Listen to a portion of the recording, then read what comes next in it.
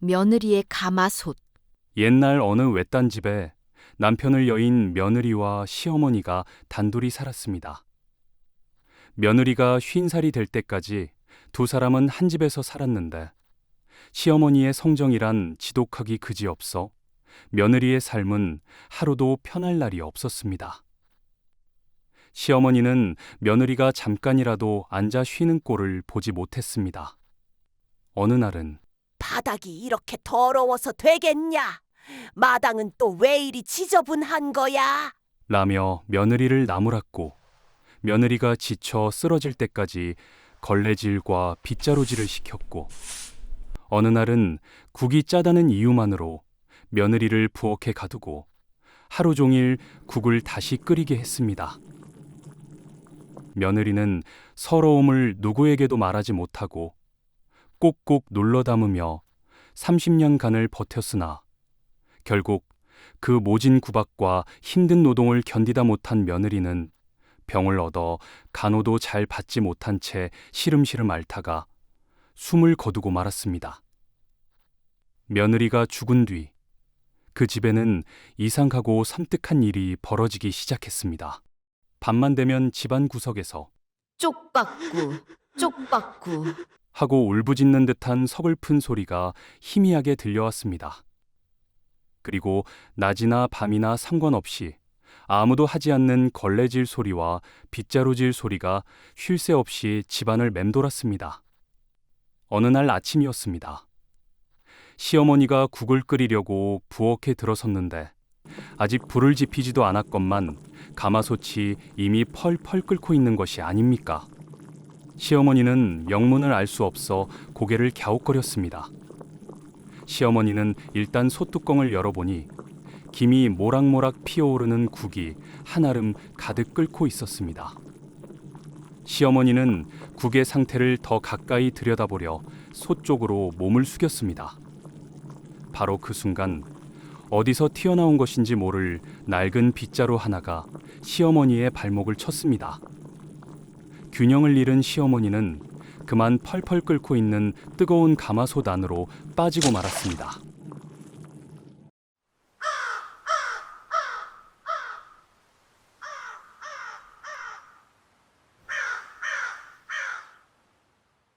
콩쥐, 팥쥐. 어느 마을 한 쌍의 쌍둥이 딸아이가 태어났습니다.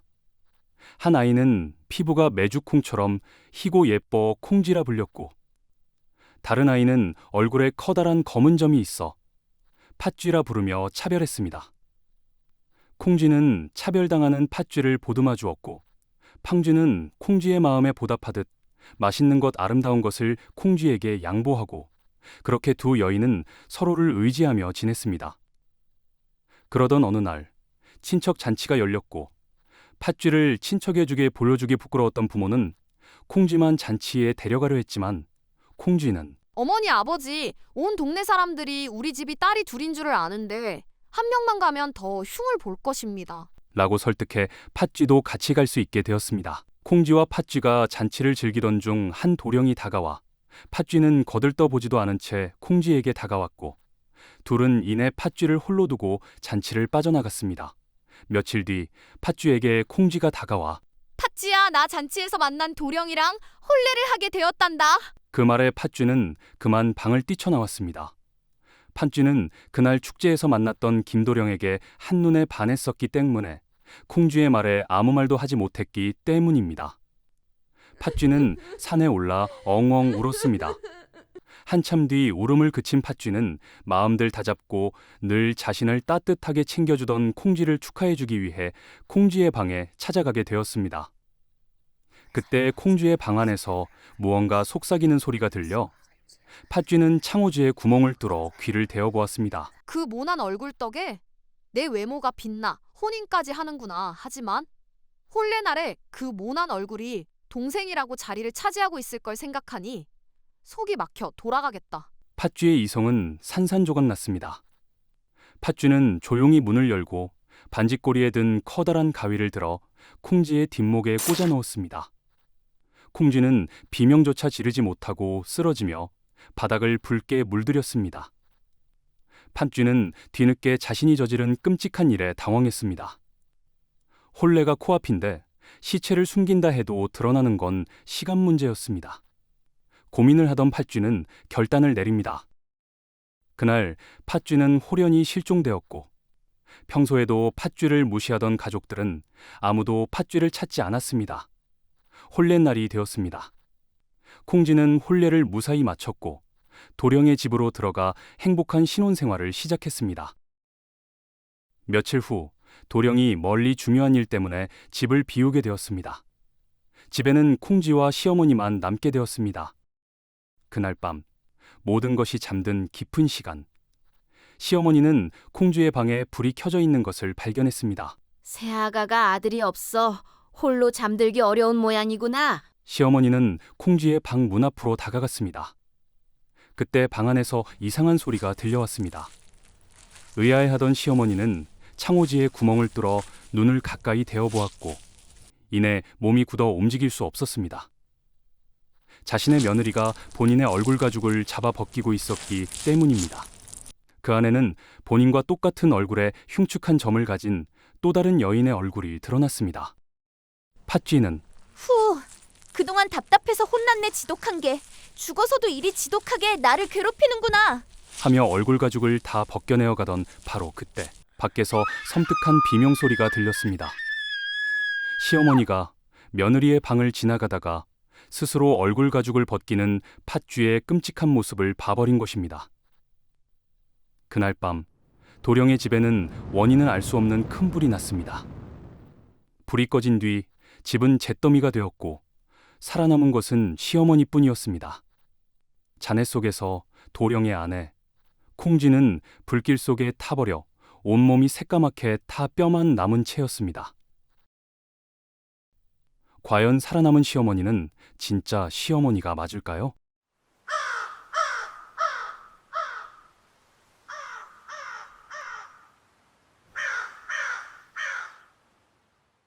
옛날 옛적 깊은 산 아래에 어머니와 장남 그리고 세 딸이 살고 있었습니다.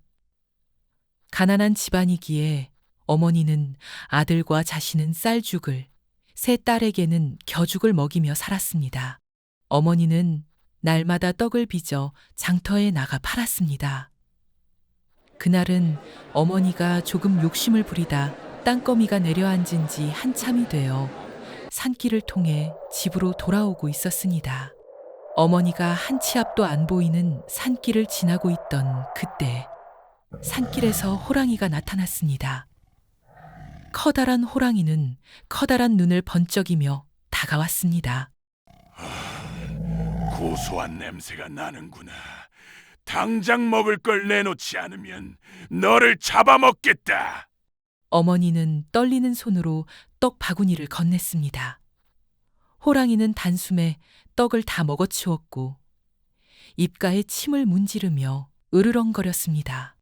떡은 다 먹었으니 이제 널 먹어야겠구나. 어머니는 그 자리에서 무릎을 꿇고 울부짖었습니다.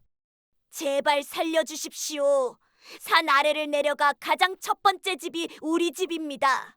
내 아이 중 여자아이만 잡아먹고 아들 하나만 살려주시면 제 한 몸 먹는 것보다 배가 차실 겁니다. 호랑이는 흥미로운 듯 웃었습니다. 그래, 아들은 살려두마. 대신 너의 눈을 내놓아라. 절박함에 눈이 흐릿해진 추악한 어머니는 자신의 눈과 세 딸들을 팔아넘겼습니다. 호랑이는 어머니가 알려준 길로 곧장 내려갔습니다. 낡은 대문을 밀고 들어가자 작은 방 안에는 딸 셋과 아들 하나가 나란히 잠들어 있었습니다.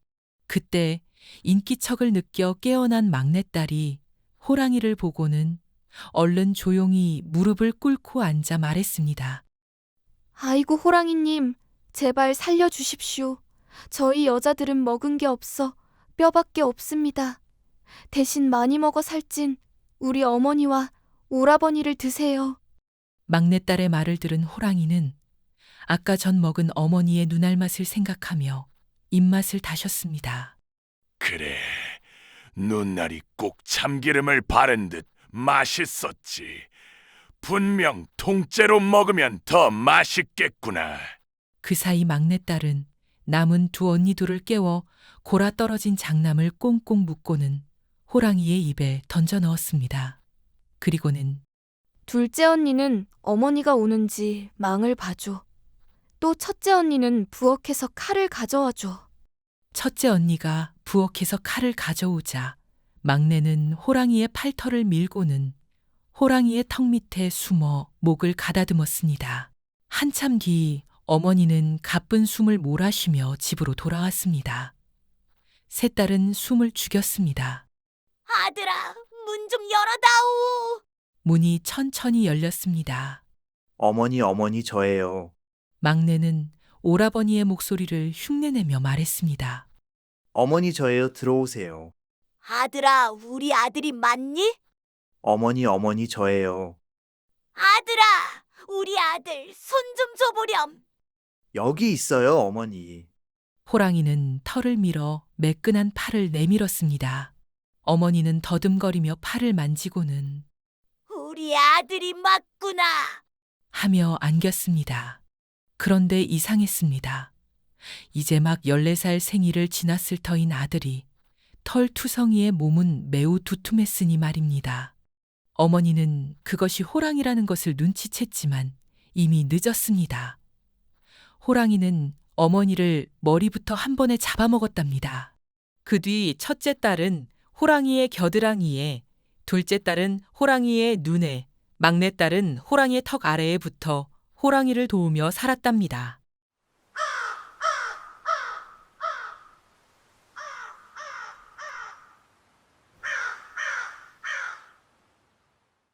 특별한 찐빵? 도심 외곽. 낡았지만 맛집으로 소문난 찐빵 가게가 있었습니다. 사장 부부는 항상 친절했고 찐빵 맛도 기가 막혔죠. 그런데 가게에 매번 오는 진상 손님이 있었습니다. 그는 찐빵 하나를 사면서도 온갖 트집을 잡고 꼬장꼬장하게 굴었죠. 그러던 어느 날, 그날은 하필 남 사장이 외부에 나가 여 사장 홀로 가게를 보고 있었고 결국 일이 터졌습니다. 죄송합니다, 고객님. 그렇게는 어려워요. 이런 식으로 장사해? 내가 당신들 온 동네에 소문내서 가게 문 닫게 만들 거야. 손님은 막무가내로 소리를 질렀고 가게 여사장은 쩔쩔매며 대응하기 바빴습니다. 그 순간 그 진상 손님은 여사장을 밀쳤고 여사장은 뜨거운 찜기에 넘어져 얼굴에 큰 화상을 입었습니다. 진상 손님은 얼마 되지도 않는 함의금을 내밀고는 자기 멋대로 일을 마무리 지어버렸습니다. 여사장은 그날의 충격으로 가게에 나오는 것은 물론 집 밖으로 나오는 것조차 불가능하게 되었습니다. 그 손님 앞에서 굴욕당할 때의 시선과 얼굴에 상처를 모두가 쳐다본다는 생각이 머릿속을 가득 메우는 듯 했습니다. 그 뒤로 남 사장만이 홀로 가게를 돌보았지만 이전과 같은 친절함은 가지지 못했습니다. 그 와중에도 진상 손님은 계속해서 가게를 괴롭혔고 그래서인지 손님들의 발길도 끊기게 되었습니다. 그러던 어느 날 밤 가게 마감 준비를 하던 남 사장에게 진상 손님이 찾아와 말을 걸었습니다. 어휴, 요즘은 파리만 날리네. 그러게 잘 좀 하지 그랬어. 처음부터 잘했으면 이런 일 없었잖아. 나도 여사장 생각하면 마음이 참 아파. 남 사장은 더 이상 참을 수 없었습니다. 다음 날 찐빵 가게 문 앞에는 이런 글이 적힌 종이 하나가 붙어 있었습니다. 한정 판매 특제 고기 찐빵. 이 새로운 찐빵은 놀랍도록 인기가 좋았습니다. 사람들은 돼지고기나 소고기에서는 맛볼 수 없는 묘하게 달콤하고 깊은 감칠맛이 난다며 열광했죠. 그 이후 가게는 다시 손님들로 문전성시를 이루었습니다.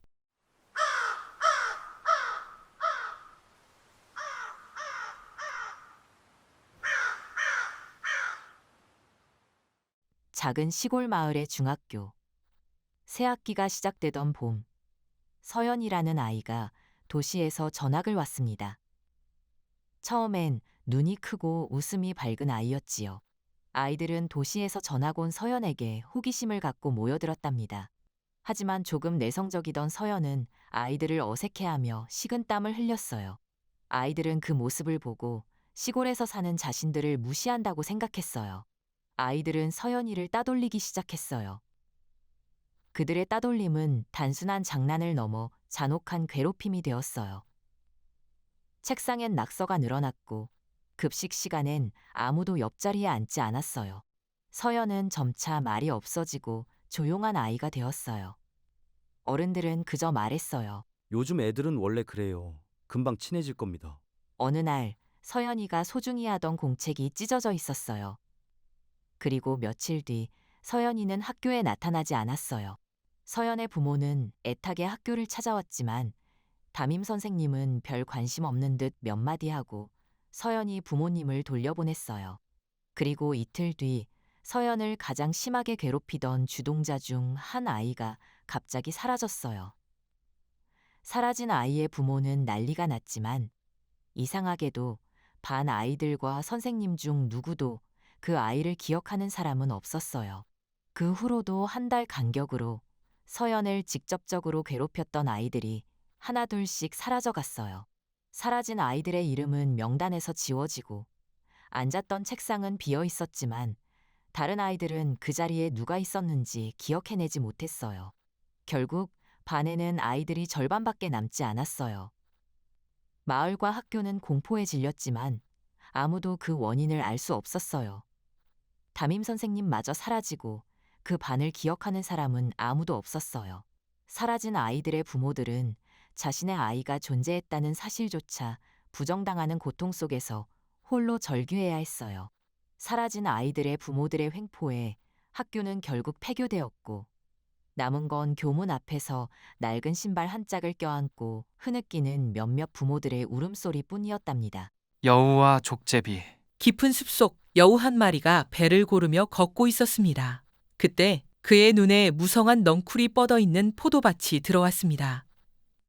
포도나무 가지 끝에는 탐스럽고 싱그러운 포도 한 송이가 홀로 달려 있었습니다. 여우는 침을 흘리며 포도를 향해 힘껏 뛰어올랐지만 포도 송이는 여우의 발이 닿지 않는 높은 곳에 매달려 있었습니다. 여우는 여러 번 애를 썼지만 결국 포도를 딸 수 없었고 지친 채 돌아가며 중얼거렸습니다. 굳이 먹을 필요 없어. 저 포도는 분명히 매우 실 거야. 익지도 않아. 맛이 형편없을 게 분명해. 바로 그때 덤불 속에서 작은 몸집의 족제비 한 마리가 나타나 폴짝 뛰어올라 포도 하나를 따서 맛있게 오물거렸습니다. 족제비는 높은 나뭇가지 위에 앉아 여우를 내려다보며 말했습니다. 하하하, 이 포도는 매우 달콤하고 향긋해. 너는 포도를 먹을 수 없으니 애써 포도가 실 거라고 생각하며 자신을 위로하는구나. 하하하하. 여우는 화가 치밀었지만 족제비는 나무 높은 곳에 앉아 있었기에 어찌할 도리가 없었습니다. 여우는 으르렁거리며 분을 삭혔습니다. 그러나 바로 그때 족제비는 여우를 놀리느라 너무 흥분했던 탓인지 나뭇가지에서 발을 헛디뎌 그만 땅바닥으로 미끄러져 떨어졌습니다. 여우는 이 기회를 놓치지 않았습니다.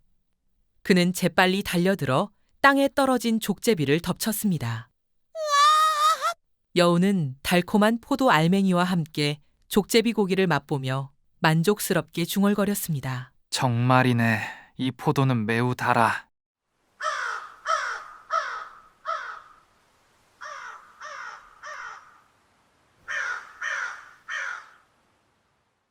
연이 걸린 쥐봄. 오늘의 이야기는 한 마을의 같은 날, 같은 시각에 태어난 두 아이에게 얽힌 섬뜩한 진실입니다. 관심의 아들 도훈과 이심의 아들 문석이 그 주인공입니다. 두 아이는 어릴 적부터 마치 밥풀을 붙여놓은 듯 늘 함께 지냈습니다. 도훈은 하나를 가르치면 열을 깨닫는 명석한 아이였고 문석 역시 영특했지만 아무리 애를 써도 언제나 도훈의 바로 뒤, 닿을 듯 닿지 않는 거리에 머물러야 했습니다. 특히 이심의 집안은 문석에게 쉼없이 압박을 가했습니다. 권씨네는 이겨야 한다. 뒤처지면 안 된다. 이 말들은 문석을 움직이게 하는 채찍이면서도 동시에 지워지지 않는 질투심과 이길 수 없다는 두려움을 문석의 마음 한켠에 깊숙이 심었습니다. 문석은 도훈을 친구로 좋아하면서도 그 그림자를 벗어날 수 없었습니다. 그러던 어느 날 두 아이가 학교에서 돌아오는 길이었습니다. 도훈이 걱정스러운 목소리로 말했습니다. 문서가, 집에 혼자 계신 할머니께서 며칠째 몸져 누워 계셔서 걱정이야. 혹시 좋은 약이라도 없을까? 그 말을 들은 문석은 잠시 망설이더니 결국 돌이킬 수 없는 거짓말을 입에 담았습니다. 우리 집 지붕에 박이 하나 있는데 그중에 유독 빛이 나는 박이 있대. 그걸 끓여 먹으면 아픈 사람도 벌떡 일어난다더라. 그 말은 사실이 아니었습니다. 하지만 문석은 그 거짓말을 붙잡고 할머니를 걱정하는 도훈을 데리고 자신의 집 지붕 위로 올라갔습니다. 지붕 위에서 도훈은 할머니를 살릴 빛나는 박을 찾느라 정신이 없었습니다. 문석은 바로 그 순간 아이의 등을 바라보았습니다. 문석은 아주 잠깐의 손길로 도훈의 등을 밀었습니다. 도훈은 아무런 비명도 지르지 못한 채 지붕 아래로 떨어졌고 다시는 일어나지 못했습니다. 마을은 슬픔에 잠겼지만 문석은 그날 밤의 진실을 아무에게도 말하지 않았습니다. 시간이 흐르자 도훈의 이야기는 마을 사람들 사이에서 조용히 사라졌습니다. 문석은 그림자를 지운 듯 평범한 일상을 살았습니다. 어느 날 문석은 혼자 연을 날리고 있었습니다. 바람을 타던 연은 하필이면 예전에 그 끔찍한 일이 벌어졌던 집 지붕 위에 걸리고 말았습니다. 문석은 온몸에 소름이 돋았지만 연을 되찾기 위해 사다리를 가져와 다시 지붕 위로 올라갔습니다. 지붕 위는 숨 막힐 듯 고요했습니다. 그런데 바로 그때 그곳에 분명히 있을 리 없는 도훈이 서 있었습니다. 도훈은 아무 말도 하지 않았습니다. 그저 문석을 차가운 눈빛으로 바라볼 뿐이었습니다. 문석이 떨며 말을 하려는 순간 도훈은 아주 조용히 그러나 힘있게 문석을 밀었습니다.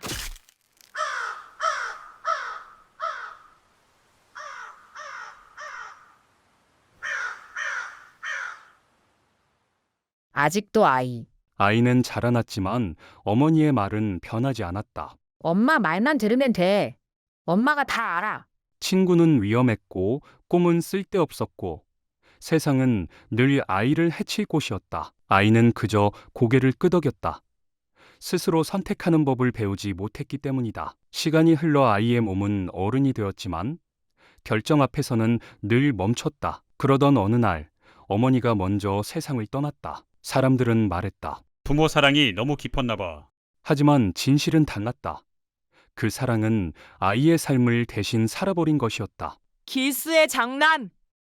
옛날 어느 마을에 길수라는 아이가 살았습니다. 길수는 그 악명이 자자했는데 그 이유는 바로 그의 못된 장난 때문이었습니다.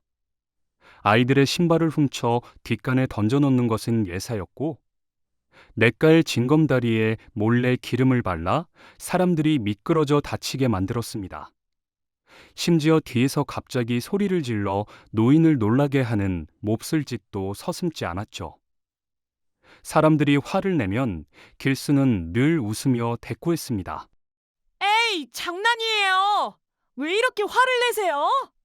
길수의 악행은 점점 도를 넘었습니다.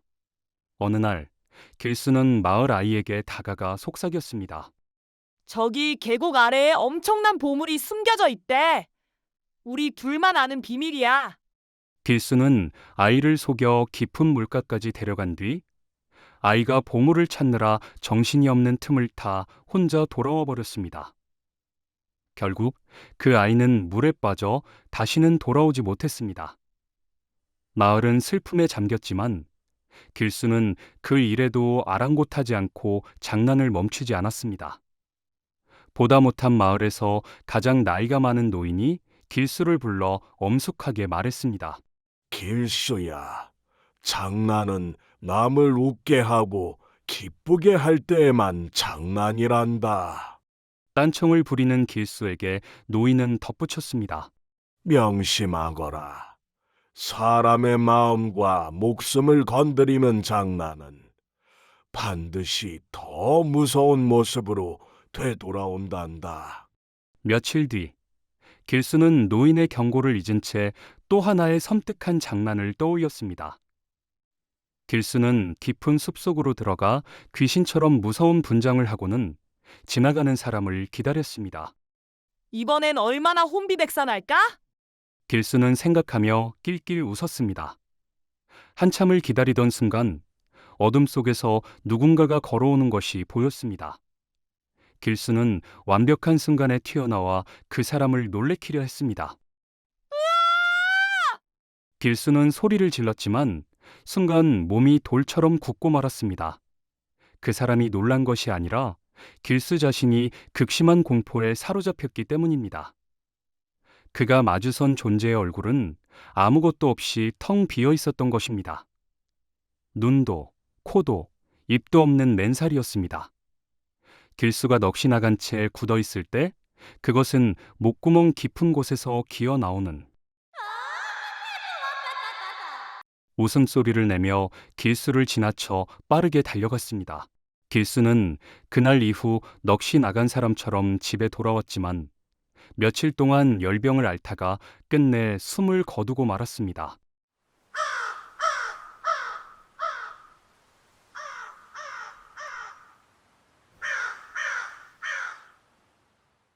구미호 이야기. 옛날 어느 산골 마을에 가난한 집안에서 태어났으나 마음만은 세상 누구보다 고왔던 여자아이가 살았습니다. 아이는 늘 자신보다 남을 먼저 생각하는 착한 마음씨를 가졌지요.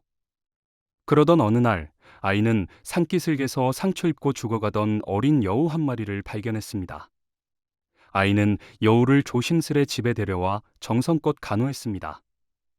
며칠 밤낮 동안 아이의 보살핌 속에 여우는 기운을 되찾았고 아이는 여우에게 속삭였습니다. 부디 살아서 다시 숲으로 가렴.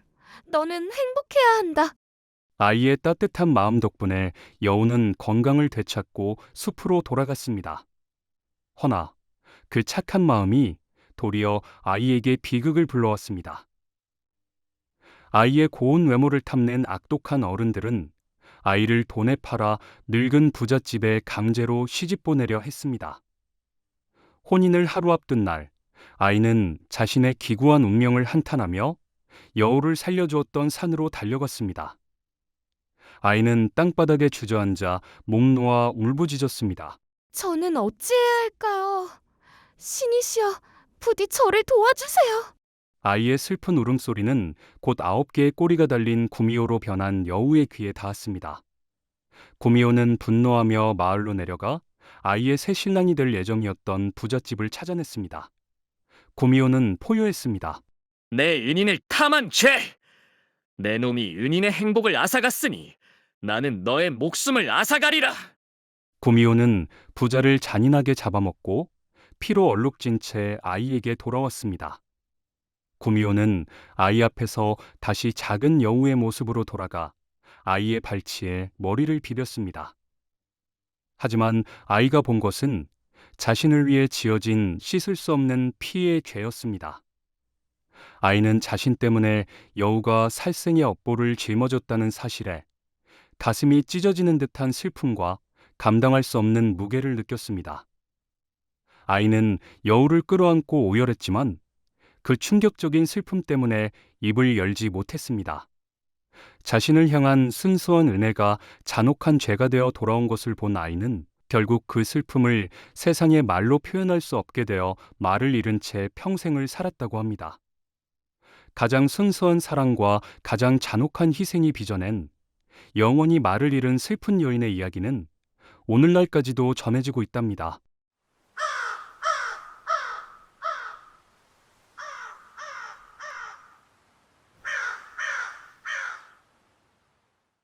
어느 아버지의 이야기. 그건 내 몫이라 했잖아. 네가 탐냈지 처음부터. 응? 짙은 안개가 마을을 뒤덮고 두 남자가 좁은 마당에서 격렬히 다투고 있었다. 이내 퍽 하는 소리가 들리더니 다급한 발소리가 지나고 고요한 말이 자리 잡았다. 우물은 말라 있었다. 김씨네 집에 아이 하나가 태어났다. 아들이었다. 아이는 다리 한쪽이 없이 태어나고부터 말이 트일 때까지 김씨네 부부가 업으면서 키웠다. 아이는 업어 키운 것에 비해 지나치게 어른스러워 김씨네 부인은 아이가 천재일지 모른다 기대했지만 김씨는 이따금 불쾌한 기색을 드러냈다. 어느 날 밤 아이가 낮은 목소리로 말했다. 아버지, 나 마당에 좀 데려다 주어. 김씨는 아이를 업었다. 등에 업은 아이는 아버지를 꼭 안고는 하하 웃었다. 그는 아무 말 없이 아이를 업고 걸어 나갔다. 등이 조금 차가웠다. 아이가 또 말했다. 아버지, 나 목이 말라. 김씨는 아이를 업고 우물로 데려갔다. 왠지 손이 사시나무처럼 떨렸다. 아버지, 우물은 오랜만이지, 응? 김씨는 이 말버릇을 기억한다.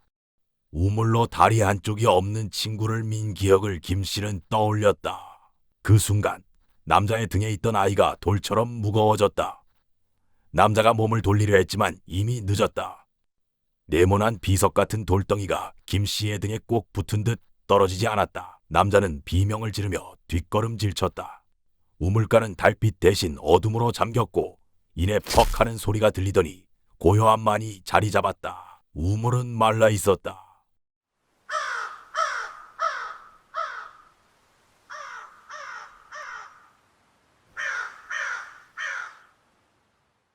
옛날 어느 마을에 신발장수 이만춘이라는 남자가 살고 있었습니다. 그는 장터를 돌며 헌신발을 사거나 바꿔주며 근근히 살았지만 언제나 더 큰 돈을 벌 욕심에 사로잡혀 있었습니다. 그러던 어느 날 마을에서 극심한 전염병이 돌았습니다. 사람들이 하루가 멀다 하고 죽어나가자 마을에는 허다하게 장례를 치렀습니다. 만춘은 어느 신발을 거래하던 양반집에 가게 되었습니다. 양반집에서 치르는 장은 그 모습이 참 화려하다고 만춘은 생각했습니다. 그 으리으리하고 화려한 모습을 둘러보던 만춘은 마루 밑에 놓여있는 신발 두 켤레를 발견했습니다.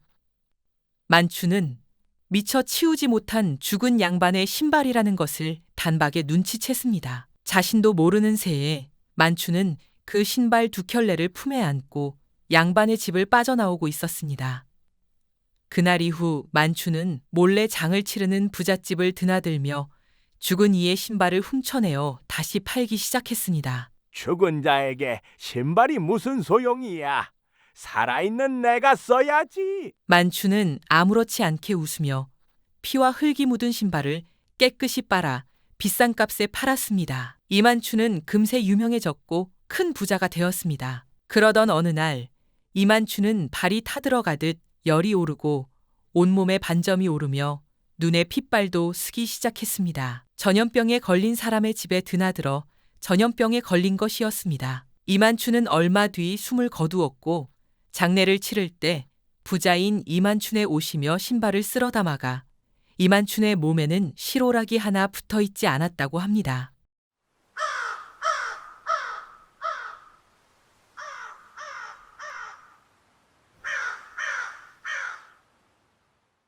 무쇠 상자와 5딸. 자, 여기 무서운 옛날 이야기 하나를 풀어놓을까 하는데 한번 잘 들어보시오. 옛날 옛적 조선 땅에 최문섭이라는 이름의 큰 부자가 살았는데 세상 부러울 것 없는 재산을 가졌으나 마음 씀씀이가 지독히 인색했소. 말도 마시오. 곳간 안에는 묵은 쌀로 가득해 썩은 내가 날 정도였으니 어느 날이었소. 최문섭이가 집문을 두드리는 소리에 나가보니 빼빼 마른 늙은 중 하나가 서 있는 것이 아니겠소. 중은 최문섭에게 부디 밥 한 술이라도 좋으니 시주를 좀 주십시오 하고 간절히 부탁했답니다. 허나 최문섭은 한 푼도 없이 얻어먹을 생각이라면 당장 꺼지시오 하며 밥 한 톤 주지 않고 중을 매몰차게 쫓아냈다오. 중은 씁쓸한 표정으로 뒤돌아서며 이렇게 악담을 던졌는데 그 말이 내게 시주를 하지 않은 밥 한 공기의 몇 배는 반드시 잃게 될 것이니 각오 단단히 하시오. 였소. 최문섭은 어처구니가 없었지만 밥 한 공기 아꼈다 라며 콧방귀를 끼고 다시 집으로 들어갔다오. 그 인색함이 하늘을 찌른 격이지요. 헌데 얼마 후 부잣집에 기묘한 일이 벌어졌소. 최문섭에게 5 쌍둥이가 태어났는데 모두 딸이었지. 딸인 것도 분통 터질 노릇인데 이 아이들의 식탐이 보통이 아닌 거 아니겠어? 무려 갓난쟁이 때부터 밥을 먹기 시작하더니 시간이 갈수록 그 먹성이 도깨비같이 늘기 시작했지. 아이들은 하루에 쌀 가마니 몇 개를 먹어치웠고 집안의 곳간을 채울 틈도 없이 몽땅 거덜내기 시작했소. 최문섭은 이를 보고 화가 머리끝까지 치밀었지. 딸인 것도 분해 죽겠는데 내 귀한 재산까지 거덜내는 꼴은 못 보겠다. 결국 최문섭은 자신의 피부치인 5 딸들을 모두 무쇠로 만든 커다란 상자에 가두어 바다에 던져버렸다네. 쇠로 만든 상자는 무거워 진작 바다 깊이 가라앉아야 마땅했을 터. 허나 이상하게도 그 상자는 물에 뜨는 거 아니겠소. 무쇠 상자는 바다를 건너 육지와 멀리 떨어진 작은 섬마을에 도착했지. 그 섬마을에는 마음씨 착한 노부부가 살고 있었는데 해변에 떠밀려온 무쇠 상자를 발견하고 깜짝 놀라 열어보니 그 안에 건강한 아이 5이 들어있지 않겠소. 노부부는 아이들을 하늘이 내려주신 선물이라 여기고 기뻐하며 품에 안았다오. 노부부는 5 아이에게 맑은 기운을 담아 청대, 홍대, 녹대, 황대, 흑대라는 이름을 지어주고 애지중지 길렀다오. 그날부터 노부부의 집에는 신기한 일이 벌어졌어. 아이 5이 아무리 많이 먹어도 집안의 쌀떡은 단 한 톨도 줄지 않고 오히려 쌀이 넘치도록 가득가득 늘어난 거야. 5 아이는 노부부의 덕택으로 배불리 먹고 장사처럼 무럭무럭 장성했다네. 세월이 흘러 아이들은 어른이 되었소. 키는 하늘을 찌를 듯이 크고 몸은 단단한 돌처럼 자랐지. 이 5 여장정은 어느 날 갑자기 급히 떠날 채비를 하더니 노부부에게 깊이 작별 인사를 고했소. 그리고는 자신들이 타고 온 무쇠 상자에 다시 몸을 싣고 바다를 건너 자신들의 고향인 육지 마을로 돌아갔다오. 마을로 돌아온 5 장정은 곧 자신의 친아버지인 최문섭을 찾아냈어. 최문섭은 이미 지난날의 일은 잊은 듯 여전히 떵떵거리며 살고 있었지. 헌데 5 딸들이 눈앞에 우뚝 나타나자 최문섭은 그제야 지난날의 악행이 떠올랐는지 5 딸들의 이름을 부르며 손이 발이 되도록 빌기 시작했다네. 하지만 5 딸들은 메아리치는 큰 목소리로 나는 청대요. 나는 홍대요. 나는 녹대요. 나는 황대요. 나는 흑대요. 라고 외치며 각각 머리와 양팔, 양다리를 붙잡았지. 자, 여기서 무서운 일이 벌어졌다네. 5 딸들은 인정사정 볼 것 없이 제 아비를 5 갈래로 찢어 나무로 만든 상자에 넣어버린 거야. 그리고 그 상자를 다시 바다에 던져버렸지. 무쇠 상자가 파도를 건너 생명을 건졌던 것과는 달리 가볍고 흔한 나무 상자는 곧바로 물에 젖어 바다 깊숙한 곳으로 영영 가라앉고 말았다오. 이 이야기는 지독한 인색함이 가져온 천벌과 뿌린 대로 거두는 인과응보의 무서움을 오늘날까지 전하는 이야기라오. 그러니 밥 한 톨이라도 남에게 베풀 줄 아는 마음을 가져야 하는 법이지. 층간소음. 진수는 밤마다 쿵쾅거리며 집안을 뛰어다녔다. 아래층 남자는 한 번도 화를 낸 적이 없었다. 단지 웃으며 말했다. 조금만 천천히 걸어줘요. 그날도 남자는 친절하게 문을 두드렸다. 오늘은 좀 조용했네요. 진수는 괜히 미안해 고개를 끄덕였다. 그런데 다음날 아침 뉴스 화면에는 아래층 남자의 얼굴이 떴다. 연쇄 실종 사건의 유력한 용의자. 그 순간 집안에 초인종이 울렸다. 어리석은 남편. 옛날 옛적 조선 땅에 고성문이라는 사내가 살았습니다. 본디 그는 큰 부잣집의 귀한 아들이었으나 고성문이 홍기가 찰 때 즈음 부모님이 돌아가시자 욕심 많은 친척들이 그의 재산을 모두 가로채어 가난을 면치 못했습니다. 고성문은 재산을 되찾을 능력도 용기도 없어 마을을 떠돌며 밥을 빌어먹으며 살던 중 자신과 같이 집도 없고 가족도 없는 김여인을 만났습니다. 고성문은 김여인에게 한눈에 반해 내 지금 이렇게 밥을 빌어먹고 있지만 사실 친척들이 가로챈 돈을 찾아가고 있는 중이요. 나와 혼인해주면 재산을 되찾아 꼭 밥 걱정 없이 살게 해주리다. 라며 허풍을 떨었습니다. 고성문에게 그럴 배짱이 없다는 사실을 몰랐던 김여인은 그 제안을 흔쾌히 받아들였고 둘은 혼인을 하게 되었습니다. 당장 살 곳이 없던 두 부부는 산에 오두막을 지어 살기 시작했습니다. 그런데 막상 혼인을 해보니 고성문은 친척에게 재산을 되찾기는커녕 일조차도 하지 않았고, 더구나 소시적부터 부자였던 고성문은 씀씀이가 크고 돈 계산이 서툴러 오히려 김여인이 힘들게 벌어온 재산을 탕진하기 바빴습니다. 어느 날 김여인은 고성문을 불러 말했습니다. 내 날 때부터 길러온 머리를 잘라왔소. 이걸 팔아 도지를 받고 씨앗을 사와 농사를 지어보세요. 라며 김여인의 소중한 고운 머리카락을 건넸습니다. 고성문은 김여인에게 꼭 도지를 받아오겠다 약속하고는 마을을 향해 산을 내려가기 시작했습니다. 고성문이 산을 중간까지 내려갔을 즈음 고성문의 눈앞에 굶주린 가난한 아이들을 보았습니다.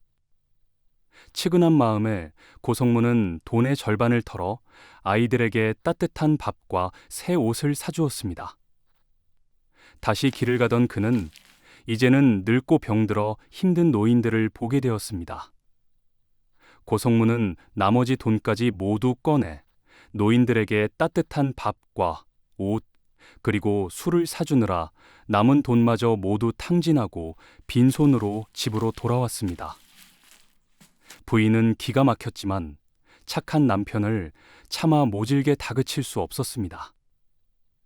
부인은 가지고 있던 부모의 유품들을 긁어모아 고성문에게 건넸습니다. 도지를 할 정도의 돈은 안 되니 이 물건들로 장사를 하여 돈을 벌어오십시오. 고성문은 물건들을 들고 김여인에게 꼭 돈을 벌어오겠다 약속하고는 마을을 향해 산을 내려가기 시작했습니다. 다행히도 이번에는 무사히 마을에 도착한 고성문은 사람들이 붐비는 장터 한켠에 앉아 물건들이 팔리기를 오매불망 기다렸지만 장이 다를 즈음까지 물건을 사겠다는 사람은 나타나지 않았습니다. 한참을 기다리던 그 순간 고성문의 눈앞에 수염이 덥수룩한 남자가 나타나 말했습니다. 나는 산에서 사냥을 하던 사냥꾼인데 내 이제 사냥을 그만두려고 조총을 팔러 장에 나왔는데 아무도 안 사가는구려. 나는 이제 혼인을 하려 해 물건이 필요하고 당신은 돈을 벌러 나왔으니 사냥을 해 더 큰 돈을 벌 수 있는 내 조총이랑 바꾸지 않겠소? 고성문은 그 말을 듣고는 생각했습니다.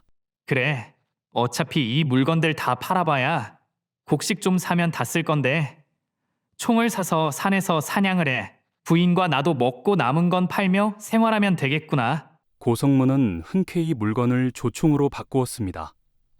고성문은 조총을 들고 집으로 돌아갔습니다. 돈을 벌러 나간 고성문이 조총을 들고 있는 꼴을 본 김여인은 기가 막혀 물었습니다. 아니, 내 소중히 여기던 부모님의 유품을 돈을 벌어오라고 주었더니 돈은 어디 가고 웬 총 한 자루를 들고 왔소. 김여인의 물음에 고성문은 눈치 없이 자랑스럽게 웃으며 자초지종을 설명했습니다. 고성문의 말을 듣고 있던 김여인은 내 우리 서방님의 깊은 뜻을 이제야 알았습니다. 라며 눈물을 훔쳤습니다. 그 말에 고성문은 더욱 의기양양한 듯 웃었습니다. 김여인은 이어서 그럼 내 고생한 서방님을 대신해 조총을 깨끗이 닦아 놓을 테니 저에게 맡기고 쉬세요. 김여인의 말에 고성문은 조총을 건네고는 목욕을 하기 위해 나갔습니다. 고성문이 방을 나가는 순간 하고 천둥 같은 소음이 방에서 울려 퍼졌습니다. 고성문이 깜짝 놀라 방에 들어가 보니 방은 시뻘겋게 물들어 있고 김여인은 그 가운데 쓰러져 있었습니다. 고성문은 김여인을 붙들고 엉엉 울었지만 김여인은 눈을 뜨지 않았습니다.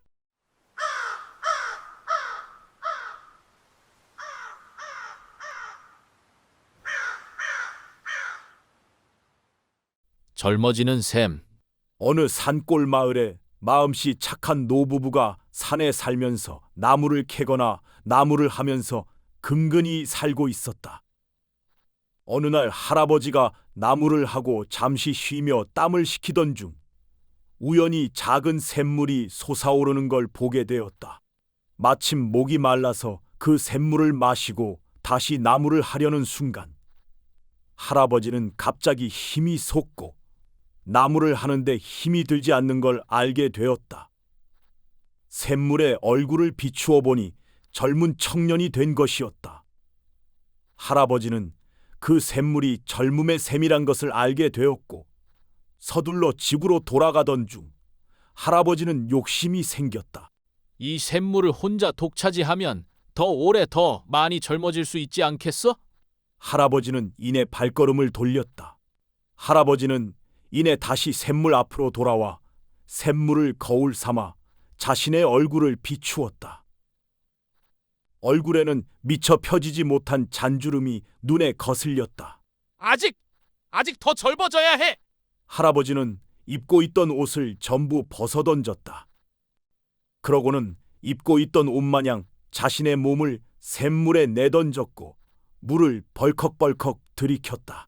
한편 나무를 하러 간다던 할아버지가 돌아오지 않자 걱정이 된 할머니는 산으로 할아버지를 찾으러 갔다.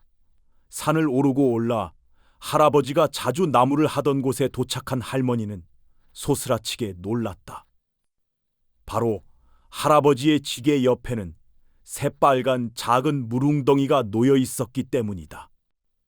할머니는 이 노인네가 나 몰래 몹쓸 짓을 하고는 도망을 갔구나. 라며 가슴을 치며 물웅덩이를 덮어버렸다.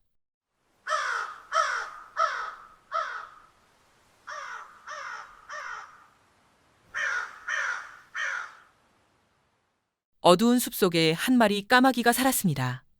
숲에는 다른 새들도 살았는데 까마귀가 오른쪽으로 고개를 돌리면 고운 목소리로 노래하는 종달새가 살았고 왼쪽으로 고개를 돌리면 알록달록 아름다운 깃털을 자랑하는 앵무새가 살았습니다. 까마귀는 종달새와 앵무새를 부러워했고 까마귀는 날이 갈수록 질투로 배를 잡고 대굴대굴 굴렀습니다. 저 목소리와 저 깃털이 내 것이 된다면 까마귀는 어느 날 배가 너무너무 고팠고 마침 왼쪽에 있던 종달새를 잡아먹었습니다. 그런데 신기하게도 까마귀의 목소리는 종달새처럼 고와졌습니다. 다음 날 까마귀는 다시 배가 고파졌습니다. 그래서 마침 오른쪽에 있던 앵무새를 잡아먹었고 신기하게도 아름다운 깃털을 갖게 되었습니다. 다음 날 까마귀는 자신의 깃털과 목소리를 뽐내었습니다. 하지만 그 공연은 반나절도 채 지나지 않아 막을 내렸습니다. 알록달록한 몸에 큰 목소리로 노래하던 까마귀는 배가 고픈 독수리의 눈에 띄어 잡아먹히고 말았기 때문입니다. 옛날 옛적 혼인을 하루 앞둔 한 사내가 밤길을 걷다 웃음소리가 아름다운 여인과 그만 하룻밤을 보냈습니다. 하지만 새벽이 밝아오자 여인은 흔적도 없이 사라져버렸습니다. 그런데 갑자기 문밖이 소란스러워졌습니다. 이 집이 귀접을 했구나. 마을에서 유명한 무당이었습니다. 이 재앙을 어찌할꼬. 이 사내가 귀신과 인연을 맺었으니 두 존재를 떼어놓으면 원혼이 마을 전체를 저주할 것이다. 그 소리를 들은 마을 사람들은 순식간에 공포에 질려 소리쳤습니다. 그리하여 본디 살아있는 규수와 맺어야 할 혼례가 하루아침에 잔혹하게 바뀌었습니다. 결국 혼례 날 산에는 산신부 대신 죽은 여인과 영혼 결혼식을 올리게 되었습니다. 산에는 허공에 절을 올리며 눈물을 흘렸고 얼마 뒤 목숨을 끊었다고 합니다. 어느 이야기꾼의 이야기. 조선에는 장날에만 오는 이야기꾼이 있습니다. 이 이야기꾼은 항상 우스꽝스러운 가면을 쓰고 온 마을을 돌아다니며 재밌는 이야기들을 손짓 발짓을 하며 우스꽝스럽게 이야기했지만 마지막은 항상 같은 이야기를 하였습니다. 그 이야기꾼의 이야기는 항상 여명지라는 호수에 관한 이야기였습니다. 이 이야기는 말이지 깊고 깊은 산골짜기 푸른 계곡 아래에 자리했던 망성리 마을에 대한 이야기라오. 망성리 사람들은 마을을 둘러싼 웅장한 산을 신으로 섬기며 평안히 살았어. 이야기꾼은 조금 격양된 목소리로 주먹을 불끈 쥐어 보이며 이야기했습니다. 허나 그 평안에는 피 묻은 비밀이 숨겨져 있었지. 무식하기 그지없던 마을 사람들은 오래된 맹세를 믿었다오. 해마다 봄이 오기 전 어린 목숨 둘 중 하나를 산신께 바쳐야만 마을이 물에 잠기는 큰 재앙을 면할 수 있다는 끔찍한 맹세였지. 신의 계시라고 믿었으니 마을 어른들의 눈은 이미 두려움에 멀어버렸던 것이오.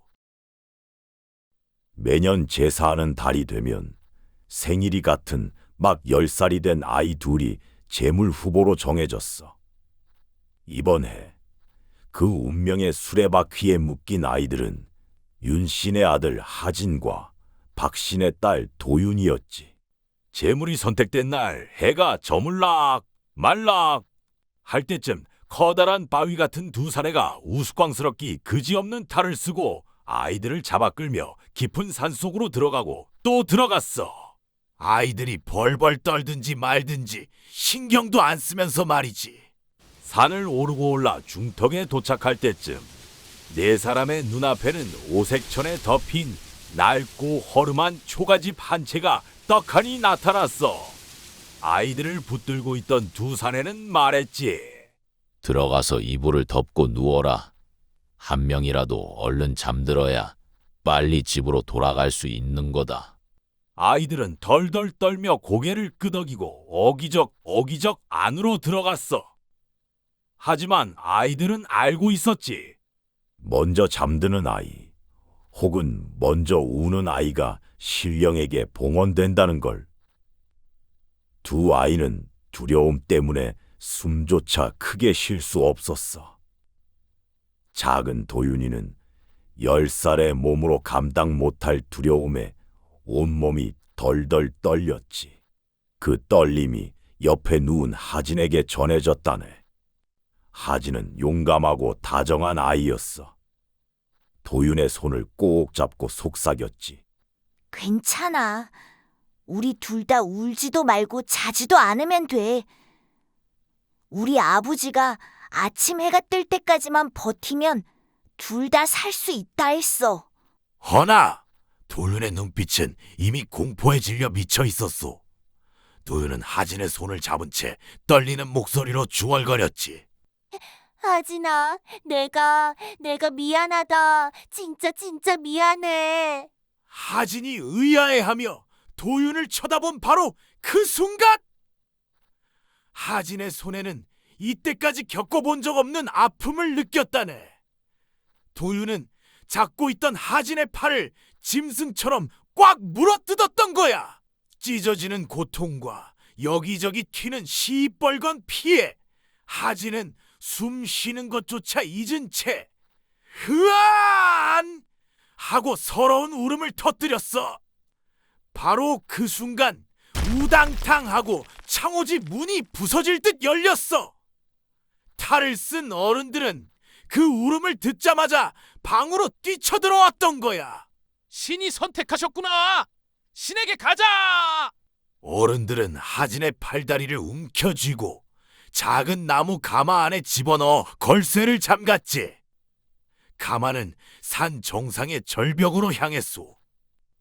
가마 안에서는 하진의 절규가 울려 퍼졌지만 밖에서는 가마지기들의 끔찍한 웃음소리에 묻히고 말았다네. 가마가 절벽에 다다를 지우고 울다 지친 하진은 기절했는지 고요해졌더고. 그리고는 그 탈쓴 어른들은 그 가마를 번쩍 들어 절벽 아래 폭포로 인정사정 없이 내던졌지. 가마는 순식간에 물살에 휩쓸려 사라졌다네. 그 다음 날 망성리 사람들은 마을의 평안을 기념한답시고 잔치를 벌였소. 허나 세상의 이치가 어디 그렇던가. 잔치의 끝에 다다라 모두가 취해 비틀거릴 즈음 하늘에는 검디검은 구름이 뒤덮이기 시작하고 곧이어 큰 천둥과 번개가 마을을 내리쳤지. 사람들이 하늘을 쳐다본 순간 하늘에 구멍이라도 뚫린 듯 물기둥이 쏟아져 내렸다네. 순식간에 마을은 아수라장이 되었고 사람들은 허우적거리며 도망쳤지만 산으로 둘러싸인 마을은 점차 물에 잠겼소. 사람들의 퍼덕거리던 손발은 이내 물속에 가라앉아 사라졌지. 망성리라는 마을이 더 이상 마을의 모습이 아닐 때쯤 물기둥은 거짓말처럼 뚝 그쳤다오. 그리고 그곳에는 커다란 호수만이 남아 있었지.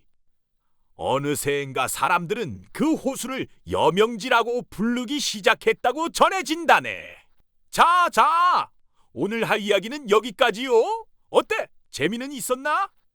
이 땅바닥에 쌓인 것만 봐도 내가 맛깔나게 이야기한 게 보이는군.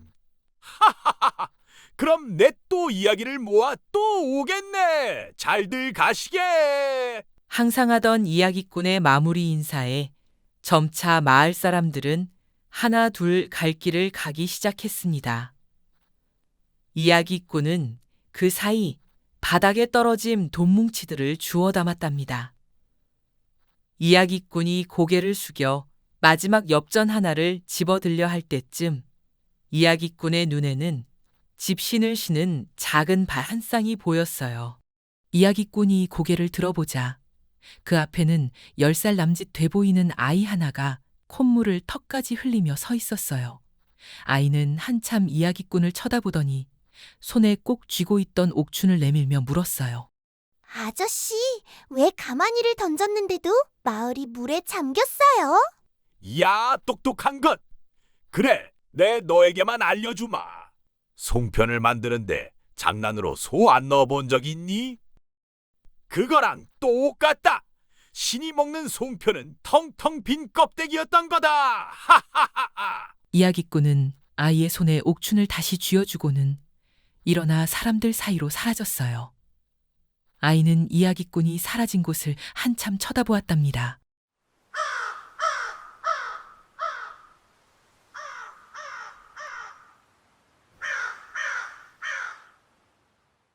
운명을 훔친 부채. 옛날 조선의 깊은 산골 마을에는 대대로 무당의 길을 걷는 집안이 있었습니다. 그들은 산과 마을을 잇는 존재였고 사람들의 두려움을 대신 짊어지는 숙명적인 존재들이었지요. 그중 첫째는 성품이 곱고 말가 스승의 총애를 받았습니다. 그러나 그에게는 늘 그림자처럼 따라붙는 동생이 있었습니다. 둘째는 형에게 향하는 모든 찬사와 기대를 보며 불길 같은 질투심에 휩싸였습니다. 왜 언제나 형만 인정받는 것일까? 나도 할 수 있는데. 그 마음속 불꽃은 마침내 죄악을 잉태하게 됩니다. 무당의 자리를 물려주기 전 스승은 형에게 마지막 시험을 내렸습니다. 수많은 무당의 영익이 깃든 신성한 부채를 찾아오라는 것이었습니다. 그 부채는 오직 진실하고 맑은 영혼을 가진 자만이 찾을 수 있는 신물이었습니다. 그러나 시험 전날 밤 둘째는 몰래 그 부채를 훔쳐 깊은 숲속에 숨겼습니다. 다음 날 형은 아무리 기도하고 산을 헤매어도 부채를 찾을 수 없었습니다. 그는 눈물을 흘리며 스승 앞에 무릎을 꿇고 말했습니다. 저는 신의 뜻을 받들 자격이 없나 봅니다. 그 순간을 기다렸다는 듯 둘째는 당당히 나서며 미리 숨겨둔 부채를 꺼내 보였습니다. 스승은 모든 것을 알고 있었지만 아무 말 없이 고개를 끄덕였습니다. 결국 둘째는 그렇게 무당의 자리에 앉게 되었습니다. 그러나 그날 밤부터 둘째의 삶은 악몽으로 변했습니다. 제사상의 돼지머리가 섬뜩하게 웃으며 속삭였고 죽은 아이들의 울음소리가 산을 메웠습니다. 낮에는 사람들을 위해 몸을 흔들고 춤을 추었지만 밤이 되면 온몸이 쇠처럼 굳어지는 고통에 시달렸습니다. 결국 둘째는 점점 지쳐갔습니다. 그의 얼굴은 검게 변했고 손에 든 부채는 날마다 무겁게 느껴져 그의 손가락을 휘게 만들었습니다. 마침내 그는 모든 것을 내려놓고 부채를 내던지며 절규했습니다. 이건 내가 바라던 자리가 아니었어. 형, 제발 이 고통을 나 대신 짊어져줘. 그러나 이미 늦은 후였습니다. 신령들은 거짓된 방법으로 얻은 자리를 결코 용서하지 않았습니다. 그들은 둘째가 도망칠 길을 허락하지 않았고 그를 영원한 고통 속에 가두어 버렸습니다. 사람들은 이후로도 그 무당이 밤마다 부채를 쥐고 울부짖는 소리를 들었다고 합니다. 그리고 지금도 산에 바람이 불면 마치 누군가 부채를 흔드는 듯한 서늘한 소리가 들린다고 전해집니다. 퇴직 선물. 이걸 이런 식으로 하면 어떡하나? 내가 이런 식으로 하라고 했어? 고부장이라는 남자가 있었다. 그는 직원들을 부려먹고 작은 실수만 있어도 소리치며 언제나 자신의 권력을 과시했다. 고부장은 특히 한 신입사원에게 매일같이 밤늦게까지 일을 떠넘기고 작은 오타 하나만 있어도 회의실에서 망신을 주었다. 그 사원은 울상을 지으면서도 차마 고함을 치는 고부장에게 대꾸도 못하고 묵묵히 일했다. 오랜 시간이 지난 후 고부장은 정년퇴직할 시기를 맞게 되었다. 고부장은 짐을 정리하고 사원들과 인사를 나눈 뒤 회사 출입문을 나서던 그때 하고 고부장의 눈앞에 새빨간 물들이 사방으로 튀었다. 그와 동시에 고부장의 핸드폰에 예약 발송된 메시지 하나가 도착했다. 퇴직 선물입니다, 고부장님. 내가 어릴 때 우리 마을에는 이상한 풍습이 있었다. 부뚜막 위에 밥 한 공기를 올려두는 것. 마을 사람들은 그것을 도깨비 밥이라 불렀다. 어느 날 밤 배고픈 나는 몰래 그 밥을 먹어버렸다. 잘 먹었다. 이래서 부뚜막에 밥을 올려놓는가 봐. 하지만 다음 날 집안은 난리가 났다. 갓난 막내 동생이 사라진 것이다. 가족들은 말하지 않았지만 나는 봤다. 어젯밤 화가 난 거대한 사내가 막내를 데려가는 모습. 그리고 나는 깨달았다. 그 밥은 내 것이 아니었다. 흥부널부. 자, 이리들 모여보시오.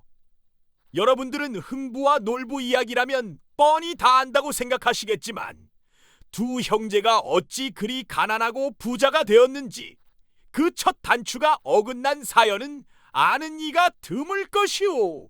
옛날 어느 고을에 흥부와 놀부라는 두 형제가 살았지. 어릴 적 부모님이 세상을 뜨시며 세상에 둘도 없는 귀한 유품을 하나씩 남겨주셨는데 그것이 바로 이 이야기의 시작이오. 부모님은 순진한 흥부에게는 다리 3개 달린 까마귀를 선물로 주셨고 영특한 놀부에게는 새하얀 개 1마리를 주고는 눈을 감으셨다오. 헌데 이 흥부란 자가 고기라면 사족을 못 쓰는 지독한 식탐이 있었소. 어느 날 흥부는 다리 3개 달린 까마귀를 보더니 이런 몹쓸 생각을 한 것이오.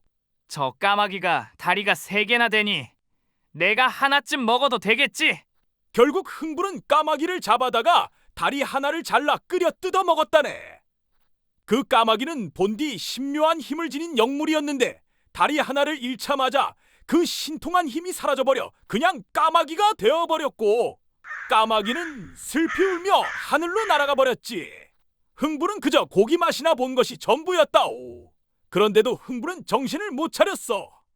이웃집에 사는 형 놀부의 개를 보고 또 식탐을 부린 것이오. 흥부는 놀부의 개를 몰래 잡아다가 내 놈도 다리가 4개나 있으니 하나쯤은 없어도 되겠지? 하며 개의 다리 하나를 덜컥 잘라 구워 먹었다네. 놀부는 이 참혹한 광경을 보고 분을 참지 못했소. 이 못된 동생아, 내 놈의 그 식탐 때문에 귀한 생명을 해치느냐? 놀부는 흥부를 흠씬 두들겨 패고는 그 자리에서 너는 내 집에 발도 들일 생각 마라! 하며 다리가 셋된 개를 데리고 집으로 돌아갔지. 놀부는 다리를 잃은 개를 불쌍히 여겨 눈물을 흘리며 애지중지 간호했어. 정성껏 약을 바르고 보살피자 개는 다시 기력을 찾는가 하더니 이내 벌떡 일어나 빛을 내는 거 아닌가. 그 뒤로 놀부가 그 개만 데리고 밭일을 하면 밭은 풍년을 맞고 그 개를 데리고 장사를 하면 큰 돈을 벌었지. 반면 흥부는 식탐으로 인해 귀한 영물을 잃고 형제마저 잃어버렸으니 그의 삶은 날이 갈수록 가난과 불행 속으로 빠져들었소. 자, 이 이야기를 통해 무엇을 깨닫겠소? 순간의 탐욕이 하늘이 주신 복을 걷어차고 타인의 아픔을 보듬는 정성이 큰 복을 부른다는 것.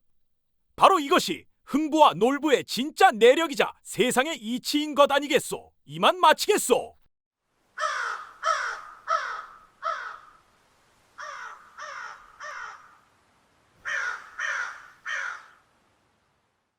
거짓말쟁이 유나 씨.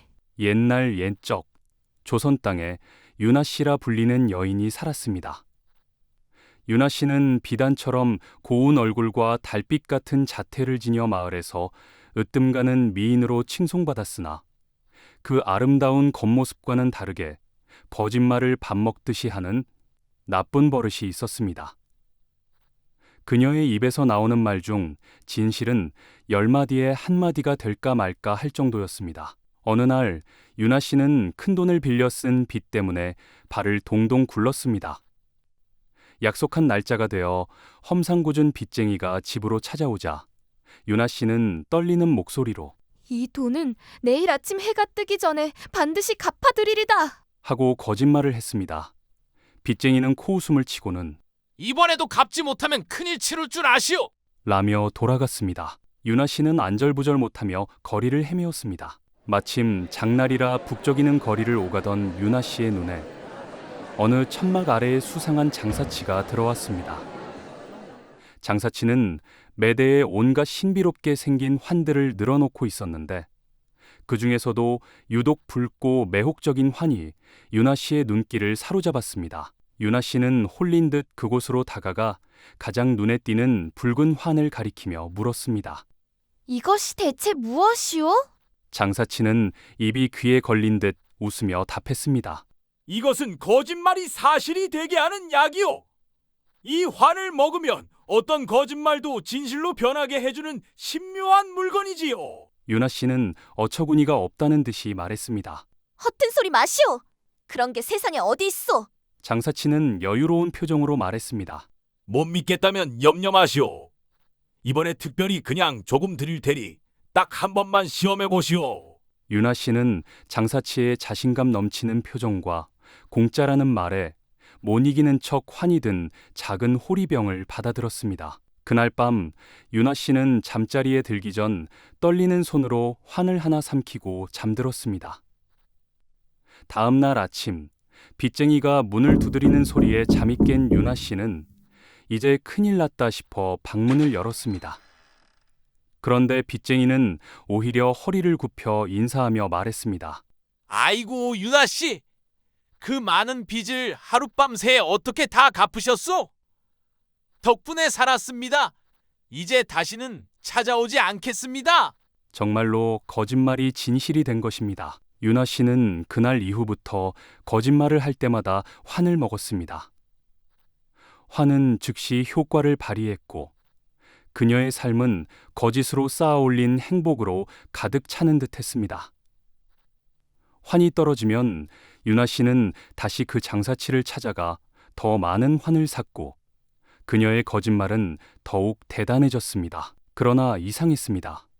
환을 먹으면 먹을수록 그녀의 고왔던 피부는 울퉁불퉁하게 변해갔고 윤기가 흐르던 머리카락은 푸석푸석하게 말라갔습니다. 밤이 되면 유나 씨의 방 안에서는 정체를 알 수 없는 구슬이 굴러떨어지는 듯한 소리가 대굴대굴 끊임없이 들려왔습니다. 그리고 며칠이 지나자 유나 씨의 집은 마치 아무도 살지 않는 듯 고요해졌습니다. 아무도 아름다웠던 유나 씨의 모습을 다시는 볼 수 없었습니다. 그렇게 조용한 유나 씨의 집에 어떤 시커먼 남자가 문을 열고 들어갔습니다. 집안에는 유나 씨의 모습은 없고 대신 무수히 많은 빨갛고 동그란 환들이 바닥에 굴러다니고 있었습니다. 남자는 그 환들을 하나하나 주워 담으면서 흡족한 듯 중얼거렸습니다. 이번에도 그득그득한 것이 풍년이구나. 조선에는 그 후로도 기묘한 환을 파는 신비한 장사치가 있다는 소문이 돌았지만 그 환을 먹었다는 사람은 아무도 찾지 못했다고 합니다.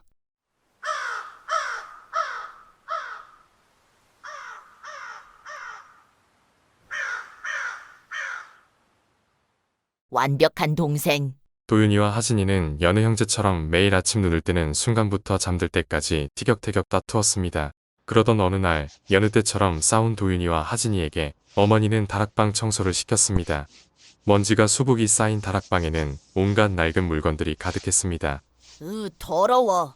이런 걸 왜 버리지 않는 걸까? 하진이가 투덜거렸지만 도윤이는 묵묵히 청소에 열중했습니다. 그때 도윤이의 손에 닿은 무언가가 차갑고 단단하게 느껴졌습니다. 오래된 담요 밑에 숨겨져 있던 먼지투성이의 낡고 커다란 거울이었습니다. 도윤이가 거울을 잡자 거울은 먼지 속에서도 묘한 빛을 내며 반짝였습니다. 도윤이는 거울을 꺼내 조심스럽게 닦았습니다. 하진이가 다가와 호기심 어린 눈으로 거울을 들여다보았습니다. 형, 왠지 기분이 이상해. 거울 속에서 누가 우리를 보는 것 같아. 하진이의 말에 도윤이는 피식 웃었습니다. 하지만 거울이 완전히 깨끗해지자 도윤이의 웃음은 멈췄습니다. 거울 속에는 다정한 미소를 짓고 있는 하진이가 서 있었습니다. 현실의 하진이와는 너무나도 다른 예의 바르고 착한 모습이었습니다. 그 모습은 도윤이가 평생 꿈꿔왔던 동생의 모습이었지요.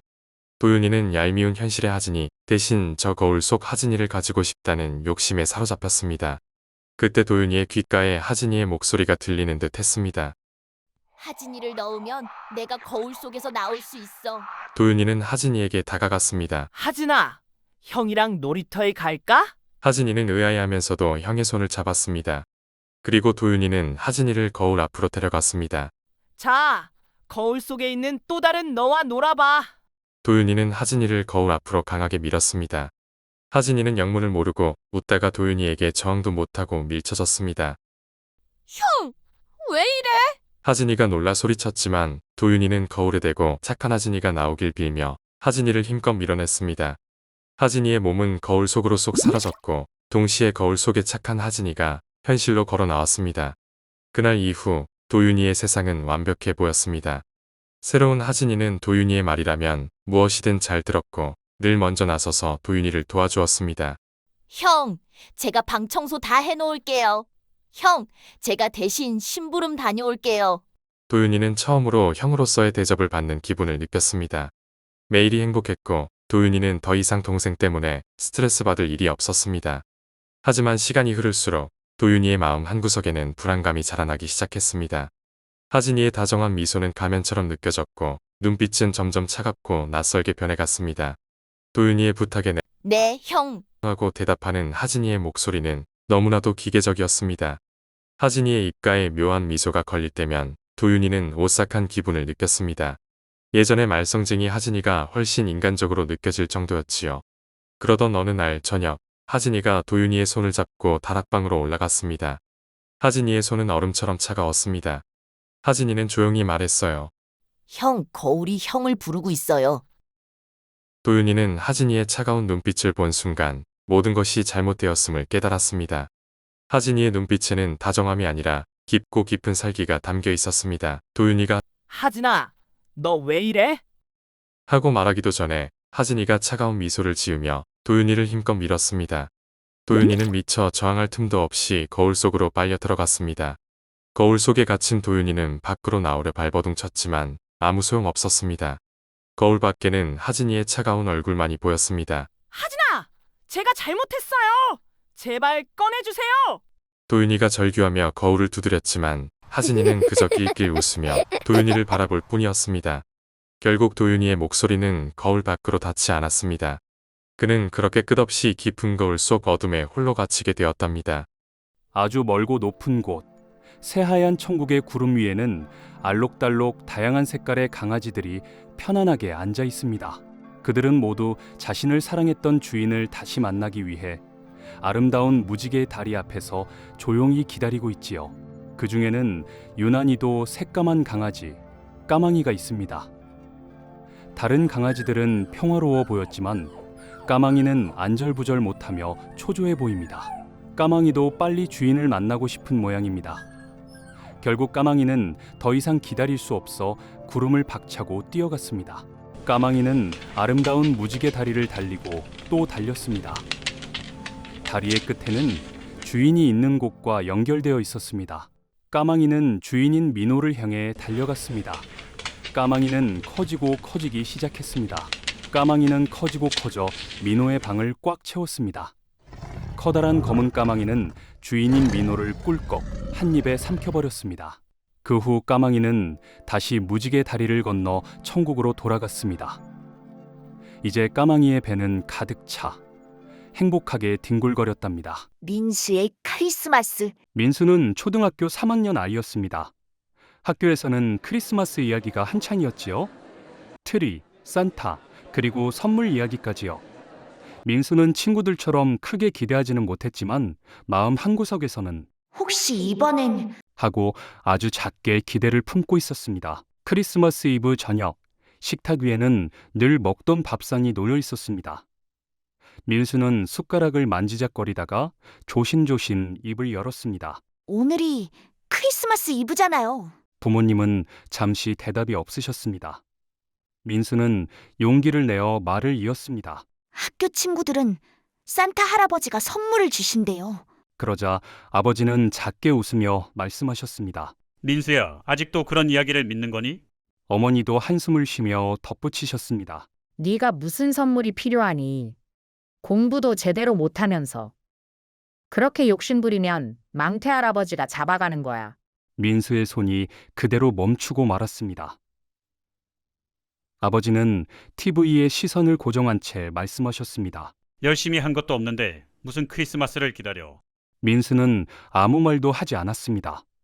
하지만 마음속에서는 이렇게 느끼고 있었습니다. 나는 다른 아이들처럼 기대하면 안 되는 아이인 걸까? 민수는 방으로 들어가 학교에서 만든 작은 종이별을 꺼냈습니다.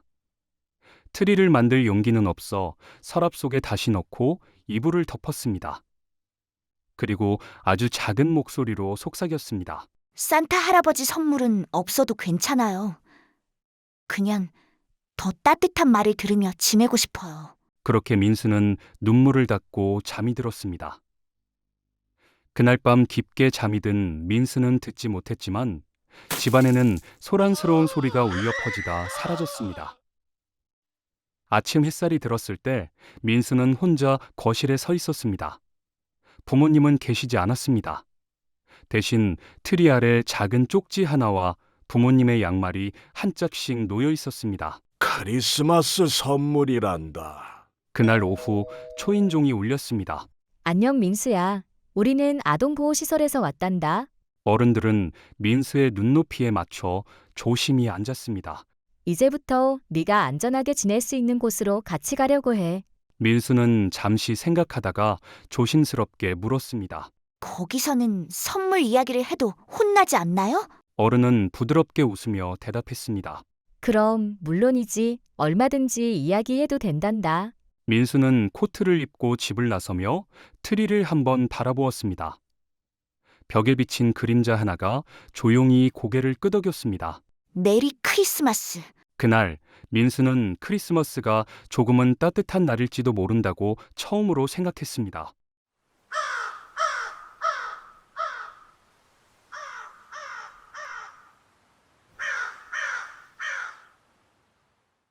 돌아오지 않는 아내. 바닷가에 자리 잡은 작은 마을에 이 씨라는 사내가 살았습니다.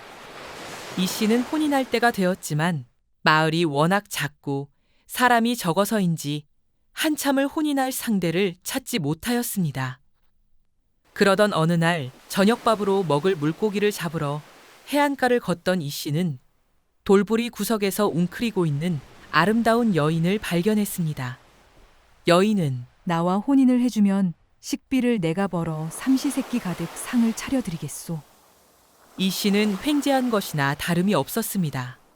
안 그래도 혼인할 상대가 필요하던 참에 아름다운 여인이 나에게 혼인을 청하지 않나.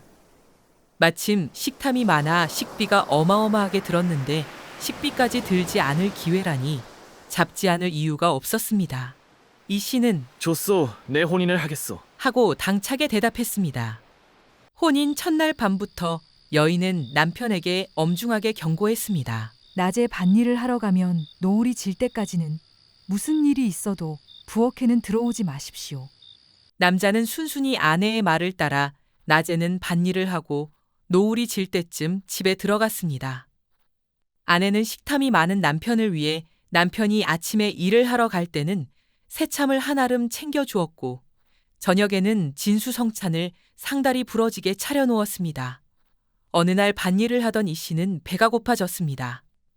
아내가 챙겨준 새참은 이미 먹어버렸고 한참 고민을 하던 이 씨는 무슨 일이 있겠냐며 집으로 가 부엌에 들어가 보았습니다. 부엌 안은 텅 비어 있었으나 솥 안에는 사람 머리보다 큰 아름답고 윤이 나는 커다란 소라 하나를 발견했습니다.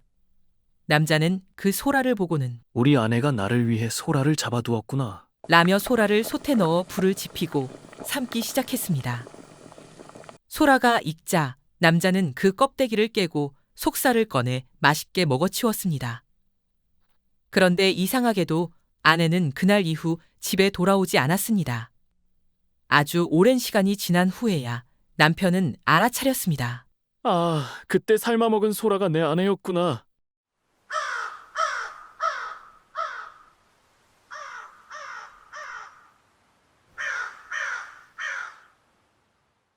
다음 순서. 나는 그때 고개를 돌렸다. 괜히 나섰다. 불이익 받을까봐. 회의실에서 그의 말이 끊길 때마다 나는 모니터만 봤다. 며칠 뒤 그의 자리는 비어 있었다. 사람들은 말했다. 원래 조용한 사람이었잖아. 나는 안심했다. 다행이다. 이번엔 내 차례가 아니네. 그런데 요즘 회의실이 이상하다. 말을 꺼내려 하면 모두가 나를 본다. 그제야 알았다.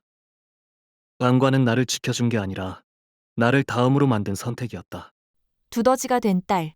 옛날 옛적 깊은 산골 외딴 초가집에 마음씨 착한 눈먼 어머니와 심성이 곱지 못한 못된 딸이 살았습니다. 딸은 늘 낡고 냄새나는 초가집이 싫었고 앞을 보지 못하는 어머니를 돌봐야 하는 자신의 신세도 한탄스러웠습니다. 그래서 딸은 틈만 나면 어머니를 괴롭힐 궁리만 했으니 그 마음속에는 늘 구불구불한 심술보가 가득 차 있었습니다. 어느 날 딸은 어머니께 다정스레 말했습니다. 어머니, 오늘은 제가 귀한 음식을 차려드리겠습니다. 몸이 건강해지실 귀한 보양식이지요. 어머니는 앞은 보지 못해도 딸의 목소리에서 싸늘한 기운을 느꼈으나 딸이 마련해준다니 감사할 따름이었습니다. 딸은 텃밭으로 나가 땅을 파헤쳐 꿈틀거리는 지렁이들을 한아름 잡아왔습니다. 지렁이들은 바구니 안에서 구물거리며 움직였습니다. 딸은 그 역겨운 지렁이들을 산채로 아무렇게나 양념하여 그릇에 담고 어머니께 가져가 말했습니다. 어머니 식사하셔요. 아주 신선한 고기로 만든 반찬이랍니다. 눈먼 어머니는 딸이 준 음식을 한 입 드셨습니다. 맛이 몹시 비리고 이상했지만 딸이 정성을 들여 준비한 것이라 믿고 정말 맛있구나. 고맙다 우리 딸. 라고 말하며 구역감을 삼키며 꾹 참고 남김없이 다 드셨습니다. 딸은 어머니가 차마 숨기지 못한 일그러진 표정을 보며 터져나올 듯한 웃음을 간신히 참으려 입을 틀어 막았습니다. 딸은 빈 그릇을 부엌에 대충 던져두고는 마당에 나와 참았던 웃음을 터뜨렸습니다. 얼마나 크게 웃었는지 그 추한 웃음소리는 널리 퍼져 하늘까지 닿았습니다. 그 웃음소리를 들은 하늘은 이내 술렁거리듯 먹구름이 일렁거렸습니다. 이내 하늘에서 청천벽력 같은 굉음이 터져나오더니 벼락이 마당을 향해 내리꽂혔습니다. 딸은 벼락을 맞고 쓰러져 고통스럽게 몸부림쳤습니다. 딸이 겨우 정신을 차렸을 때 그녀의 몸은 이미 손바닥만한 짐승처럼 변해 있었습니다. 고왔던 손발은 작고 뭉툭하게 오그라들었고 몸에는 거친 털이 났으며 도와주세요. 엄마, 나 몸이 이상해. 크게 도움을 요청하는 목소리는 이상한 울음소리가 되어 나올 뿐이었습니다. 딸은 이내 자신이 두더지로 변했다는 것을 깨달았습니다. 그 순간 딸의 울음소리를 들은 들짐승들이 딸을 쫓기 시작했습니다. 딸은 필사적으로 도망쳤고 밤새 쫓기던 딸은 살기 위해 서둘러 흙을 파내 땅속 깊은 곳으로 도망쳤습니다. 땅속은 매우 차갑고 축축하며 아무것도 보이지 않았습니다. 딸은 흙을 더듬으며 깊숙이 더 깊숙이 들어가 숨을 죽였습니다. 한숨 돌리고 나니 배가 고파진 딸은 결국 어둠 속에서 더듬거리며 먹을 수 있는 것을 찾아다녔습니다. 이내 딸의 작은 손에는 물컹물컹 꾸물거리는 무언가가 잡혔습니다. 딸은 이것이 자신이 어머니께 주었던 바로 그 비위상하는 음식이라는 것을 눈치챘지만 너무 배가 고파 덥석 잡아먹었습니다. 그날 이후 딸은 어둠 속에서 시력을 점차 잃고 땅속에서 지렁이를 잡아먹으며 살게 되었답니다.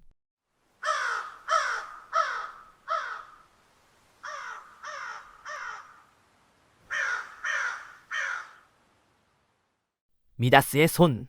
정말이야. 자, 봐. 학교가 파하고 해질녘 진수는 단짝 친구 호진이 앞에서 소스라치게 놀랐습니다.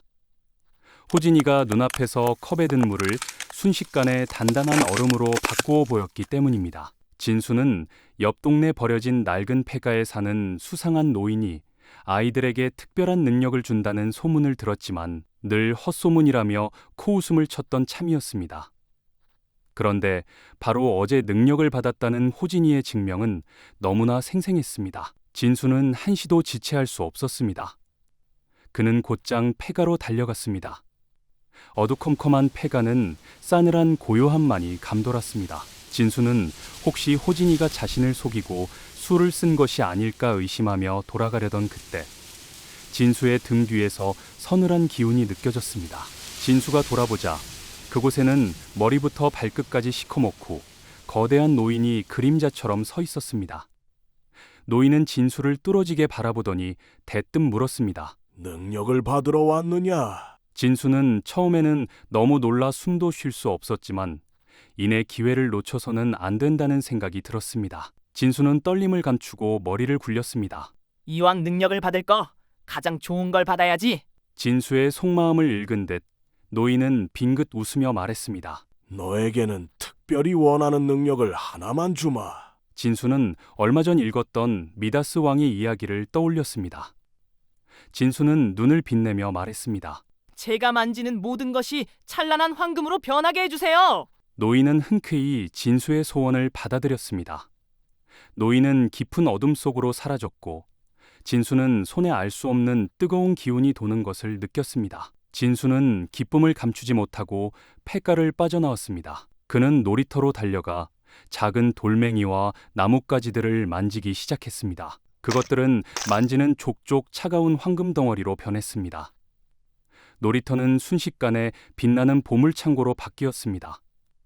이것저것을 황금으로 만들던 진수는 이내 조금 지루해지기 시작했습니다. 벌써 늦은 시간이었기에 친구들에게 자랑할 수도 없는 노릇이었습니다. 바로 그때 주머니 속에서 핸드폰이 진동했습니다. 분명히 집에 들어오라는 엄마의 전화일 것이었습니다. 진수는 아무 생각 없이 오른손을 주머니에 넣었습니다. 그 순간 주머니 속의 휴대폰과 바지의 천이 순식간에 딱딱한 황금으로 변해버렸습니다. 진수는 당황했습니다.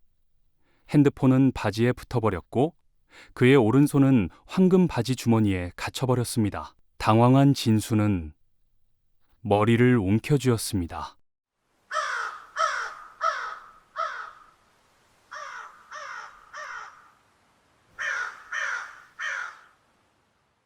자, 여러분, 야하! 여러분의 괴담 유튜버 야화입니다.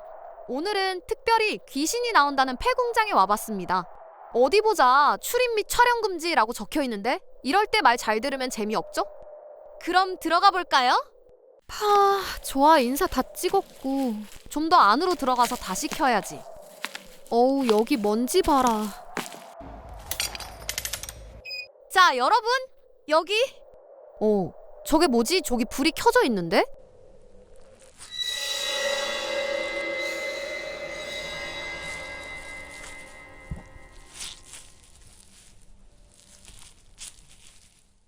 집안이 엉망이구나. 넌 제대로 하는 일이 하나라도 있는 게야. 지독한 시아버지와 하루도 편할 날이 없는 며느리가 살았습니다. 시아버지는 며느리가 끓인 청국장을 먹을 때면 항상 내 시어머니가 해준 거란 맛이 다르지 않느냐? 영 못 쓰겠구나. 라며 구박을 일삼았습니다. 며느리의 한은 쌓이고 쌓여 마침내 돌이킬 수 없는 어둠으로 변했습니다. 어느 날 며느리는 청국장을 끓이는 뚝배기에 밭에서 쓰는 농약을 몰래 섞어 넣었습니다. 아침상 앞에 며느리는 식은땀을 흘리며 시아버지를 지켜보았습니다. 시아버지가 숟가락을 드는 순간 며느리는 자신이 무슨 짓을 했는지 깨닫고 공포에 질렸지만 이미 몸은 돌처럼 굳어 움직일 수 없었습니다. 때는 이미 늦었습니다. 시아버지는 국을 한 모금 떠서 입에 넣었습니다.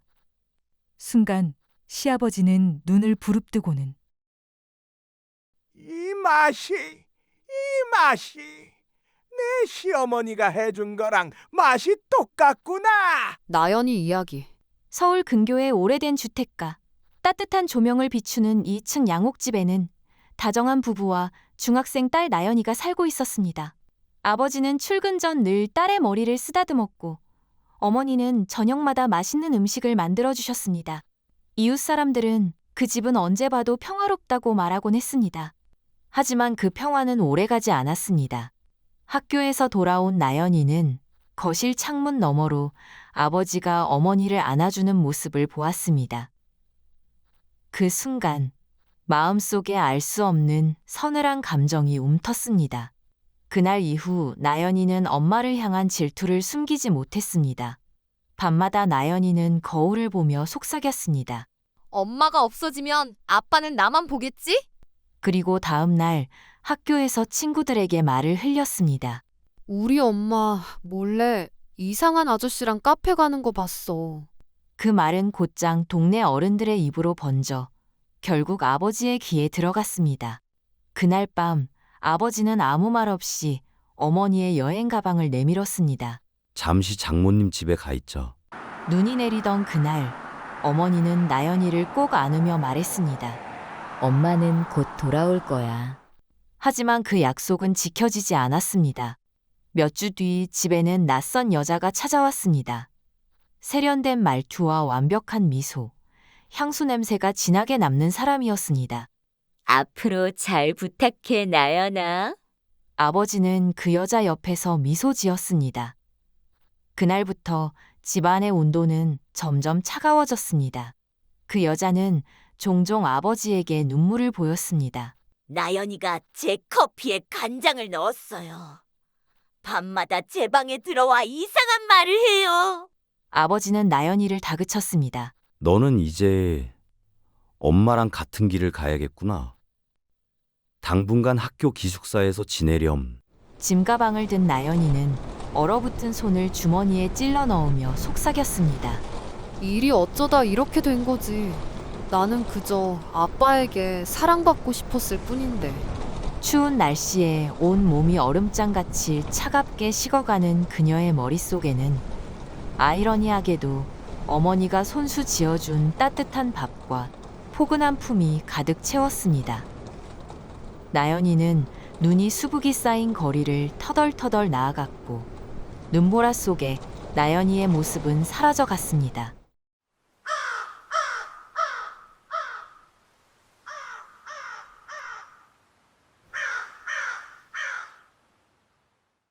사라진 가족. 엄마 제발요. 잘 돌볼게요, 제발. 오늘도 여느 때처럼 민호가 엄마의 옷자락을 당기며 조르는 목소리가 집안을 울렸습니다. 그 소리는 민호의 반 친구 진수가 강아지를 키우기 시작하면서부터입니다. 민호는 진수의 자랑하는 소리와 부러워하는 아이들의 목소리에 배가 아플 지경이었습니다. 민호는 자신도 강아지를 키우고 싶다는 생각에 부모님을 끈질기게 졸랐습니다. 며칠 동안 민호는 계속 부모님을 졸랐고 단호하게 반대했던 부모님의 마음은 점점 약해졌습니다. 결국 민호의 생일날 민호와 부모님은 펫쇼프로 향했습니다. 민호는 재빨리 달려가 진열장을 구경하였습니다. 작은 진열장 안에는 작고 알록달록한 강아지들이 있었습니다. 진열장을 하나하나 들여다보던 민호는 구석 진열장에 웅크린 작고 까만 강아지를 발견했습니다. 민호의 눈에는 강아지가 손뭉치처럼 작고 세상에서 가장 귀여워 보였고 홀린 듯이 다른 강아지는 눈에 들어오지 않았습니다. 민호는 저 강아지가 아니면 안 된다며 부모님을 졸랐습니다. 부모님은 어쩔 수 없이 주인 아저씨에게 물어보았습니다. 하지만 주인 아저씨는 단호하게 고개를 저었습니다. 이 아이는 어린아이가 있는 집에는 팔지 않습니다. 민호가 울먹이며 꼭 이 강아지를 키우고 싶다고 간절히 부탁하자 주인 아저씨는 민호를 한참 동안 지켜보았습니다. 그리고는 나지막이 말했습니다. 이 강아지에게는 꼬박꼬박 하루 3번 밥을 줘야 한단다. 절대 단 하루라도 빼먹으면 안 돼. 만약 약속을 어긴다면 이 아이는 아주 나쁜 일이 생기게 될 거야. 할 수 있겠니? 그럼요. 그 정도는 당연히 할 수 있어요. 민호는 힘차게 대답했습니다. 주인 아저씨는 결국 고개를 끄덕이고는 그 강아지를 공짜로 민호에게 주었습니다. 가족들은 의아했지만 강아지가 아파 보이지는 않으니 운이 좋다고 생각했습니다. 민호는 강아지에게 까망이라는 이름을 붙여주고 처음 며칠은 약속을 잘 지켰습니다. 밥도 제때 주고 열심히 놀아주었습니다. 하지만 일주일이 지나고 학교 숙제가 많아지고 친구들과의 게임 약속이 늘어나자 민호는 까망이에게 밥 주는 것을 미루기 시작했습니다. 에이, 지금 너무 바빠. 한 번쯤은 괜찮겠지. 내일 2번 주면 돼. 민호가 약속을 어긴 지 사흘째 되던 날 아침, 까망이는 감쪽같이 사라졌습니다. 민호는 처음엔 침대 밑이며 소파 밑을 찾아다니며 슬퍼했지만 며칠 뒤 까망이를 잊어버리고 평소의 생활로 돌아갔습니다. 어느 날 민호가 등교해 교실 문을 열자 교실에는 진수의 울음소리가 울려 퍼지고 있었습니다. 우리 집 강아지가 사라졌어. 진수의 강아지 소동 이후 미연이의 고양이, 세진이의 앵무새까지 차례로 사라져갔습니다. 학교 교실은 매일 반려동물 실종 이야기로 시끄러웠습니다. 아이들은 반려동물이 사라지기 직전에 집 근처에서 하늘을 가릴 만큼 큰 검은 그림자를 본 것 같다고 했습니다. 민호는 그 이야기에 아이들이 허풍을 떤다며 슬쩍 웃어넘겼습니다. 그러던 어느 날 민호가 학교에서 돌아왔을 때 집안은 마치 태풍이 휩쓸고 간 것처럼 엉망이었습니다. 엄마 아빠의 모습은 어디에도 보이지 않았습니다. 민호가 엄마, 아빠! 하고 불안하게 집안을 둘러보던 그때 방 안 구석에서 집안의 모든 빛을 삼킨 듯한 거대한 검은 그림자가 갑자기 솟아나 민호를 덮쳤습니다. 거대한 그림자가 순식간에 사라진 자리에는 민호가 입고 있던 겉옷 한 벌만이 축 늘어진 채 바닥에 떨어져 있었다고 합니다.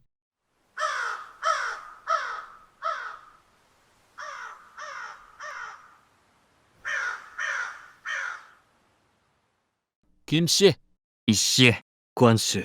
옛날 어느 마을에 지독한 역병이 돌아 마을 사람들이 하나둘 쓰러지고 죽어나갔습니다.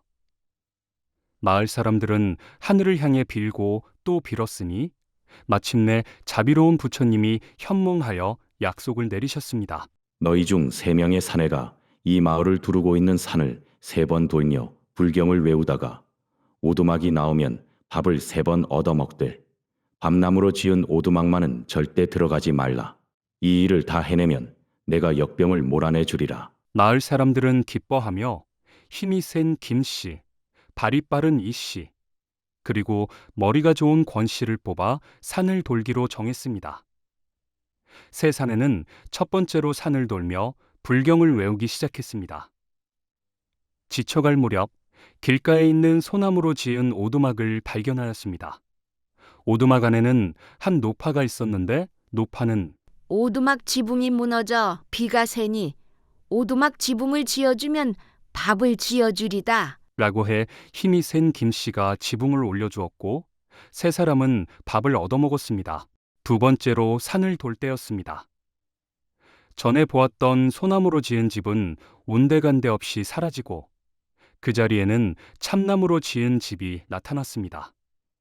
세 사내는 이상하게 여겼지만 들어가 보니 오두막 안에는 한 아이가 있었습니다. 아이는 도망간 백구를 찾아주시면 밥을 지어드릴게요. 라고 해 발이 빠른 이씨가 백구를 찾아다 주었고 밥을 얻어먹었습니다. 세 번째로 산을 돌 때였습니다. 길을 가던 중 이씨가 말했습니다. 앞으로 조금이니 빨리 서둘러 갑시다.